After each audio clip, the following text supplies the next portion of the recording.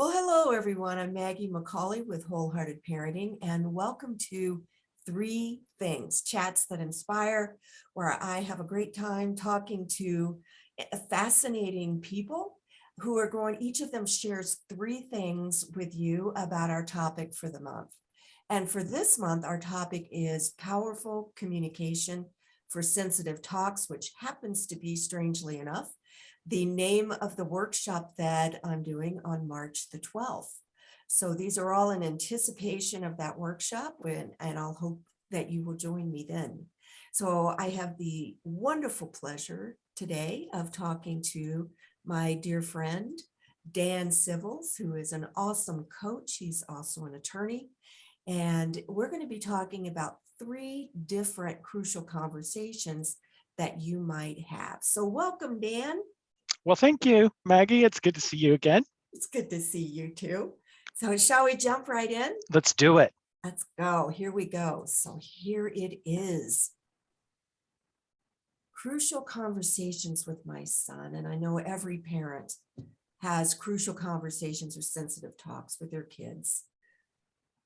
Yeah, the ones that I think of, there's a couple, and I'm thinking of one in particular. It's just really helpful to identify one instead of try to look at so many.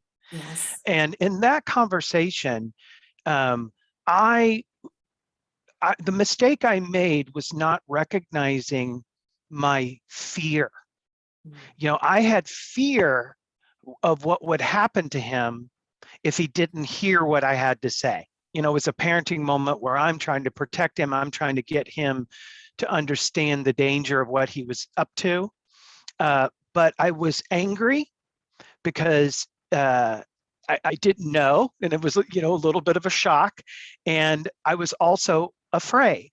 And those two combinations made me talk to him in a tone that was angry. It also made me look angry. And I wasn't effective.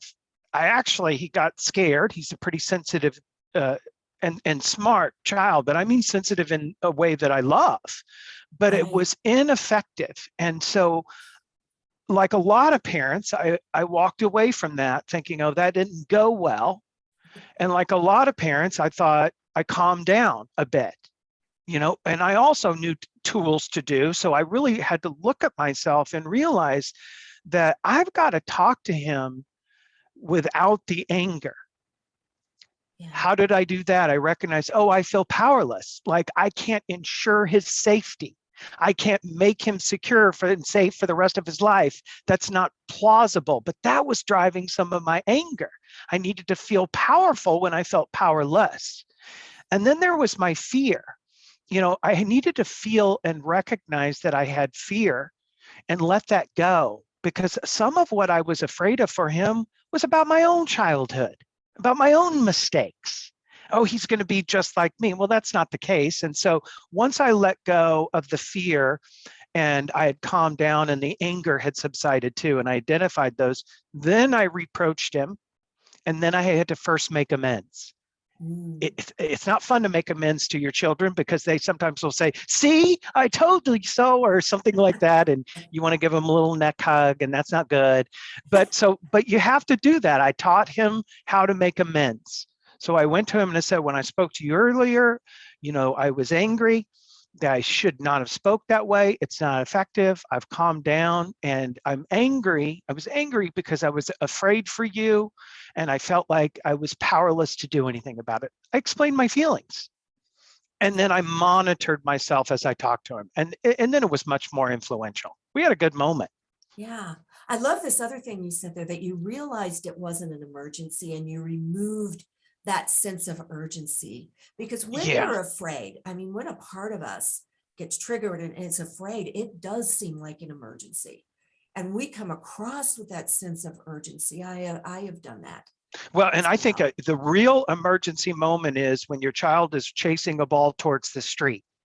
And so you scream as loud as you can because that works. But in other settings, that does not work. Right, right. So I love what you say here, and I love how you looked within yourself. Yeah, it's critical to identify what's going on inside. Yeah, Shall we go to the next one? Let's do it. Okay. And this one is about crucial conversations with employees. Different, because with employees, you're not going to be the same level of vulnerability or the same way that you're vulnerable with your loved ones, your children, your partner, spouse, whatever. You're going to be vulnerable in a different way. And with employees, there still is a level of vulnerability, but there's also a natural boundary. We got to keep things professional, so to speak. And so the trigger for me, I have to recognize that when my chest is tight and I'm feeling angry, I first ask myself, am I feeling powerless about something?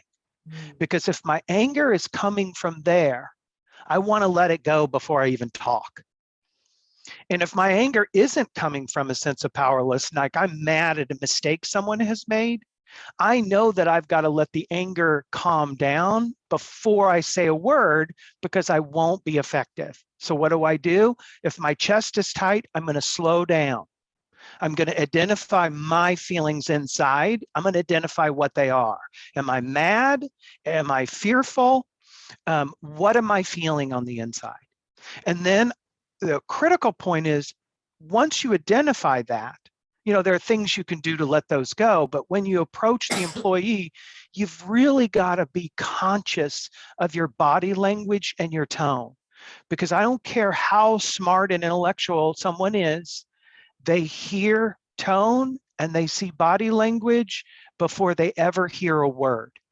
And so if you're trying to solve a problem at work, but your employee feels like they're in trouble, you're not solving anything.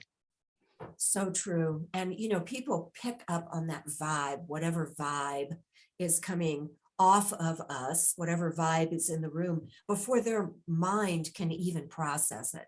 They are clued into that vibe. Yeah. And whether they're aware of it or not, they automatically start reacting to it. Yes. Yes, indeed. These are awesome.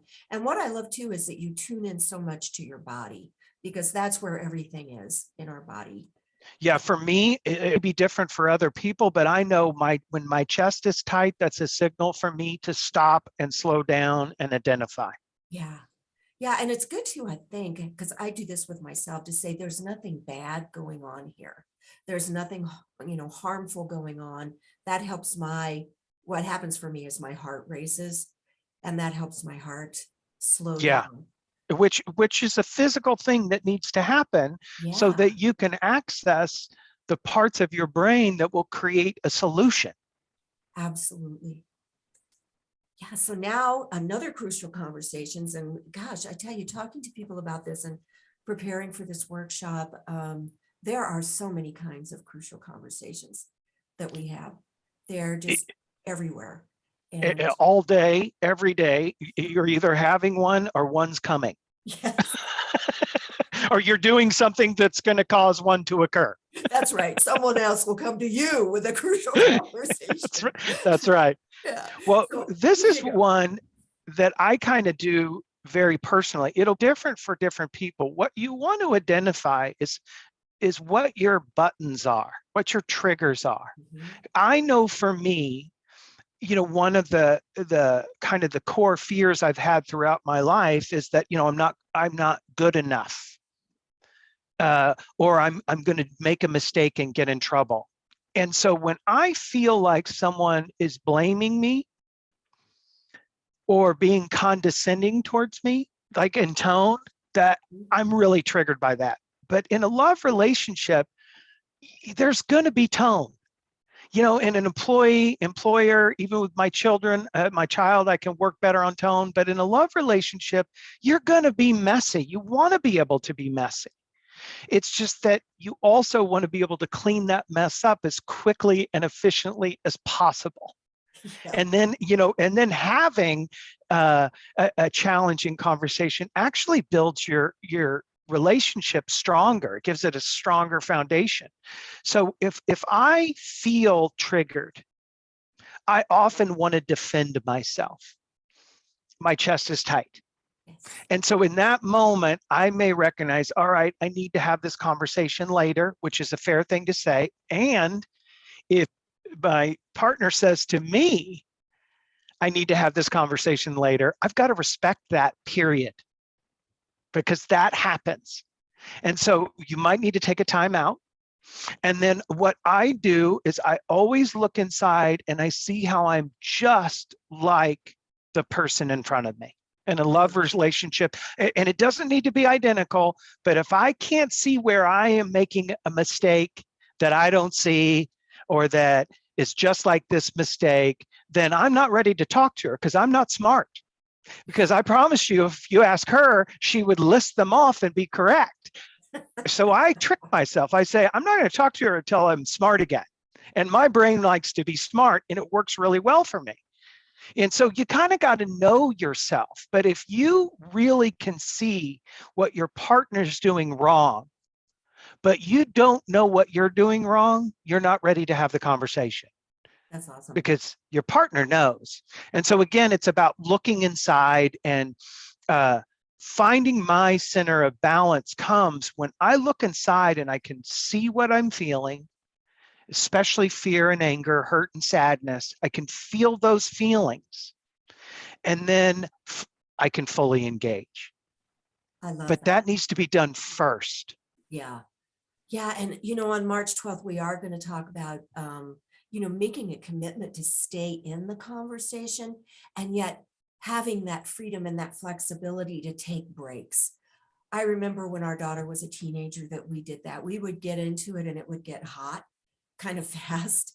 And okay, let's take a break. And we're all committed to coming back, whether it's in an hour or 4 hours or tomorrow. We are And you can committed be to this. specific about that. You can say, okay, I don't know when, but let's check back in an hour and decide when.